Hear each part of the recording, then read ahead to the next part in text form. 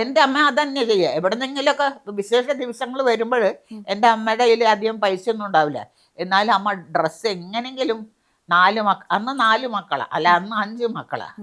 ഒന്ന് കാലിന് വയ്യാത്തവൻ, ബാക്കി ഞങ്ങൾ 4 ആള്.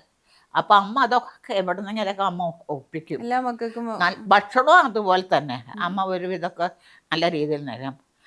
പെരുന്നാളായാലും എന്ത് വിശേഷങ്ങളായാലും അമ്മ അങ്ങനെ ചെയ്യും. അപ്പം ആ അമ്മയുടെ പഠിപ്പാണ് എനിക്കുള്ളത്. മനസ്സിലായില്ലേ?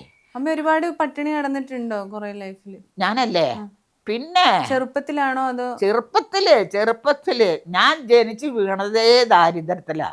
തൃശ്ശൂര് താമസിച്ചില്ലേ? തൃശ്ശൂർ കുറച്ചു കാലം തൃശ്ശൂരുണ്ടായിരുന്നുള്ളൂ. കുറച്ചു കാലം തന്നെ കോയമ്പത്തൂരും കുറച്ചു കാലേ ഉണ്ടായിട്ടുള്ളൂ. പിന്നെ തിരുവനന്തപുരത്തോ? തിരുവനന്തപുരത്ത് ഞാൻ പ്രോഗ്രാമിനെ പോയതാണ്. ഞാൻ മറ്റേ നാടകം ട്രൂപ്പിനായിട്ട് പോയതാണ്. നാടകത്തിൻ്റെ ആയിട്ട് ഞാൻ പോയത്. ഓരോ ട്രൂപ്പിൽ നാടകം കളിച്ച് പിന്നെ ഞാൻ തന്നെ ഒരു ട്രൂപ്പ് ഉണ്ടാക്കി. അത് പൊളിഞ്ഞ പാളീസായി. അപ്പം പിന്നെ ഈ സീരിയൽ വന്നു. സീരിയലും നാടകവും സിനിമയും സീരിയലും കൂടി രണ്ടും യോജിച്ച് കൊണ്ടുപോകാൻ പറ്റില്ല. അതെ അതെ അല്ലേ? അങ്ങനെയാണ് നാടകം നിർത്തേണ്ടി വന്നത്.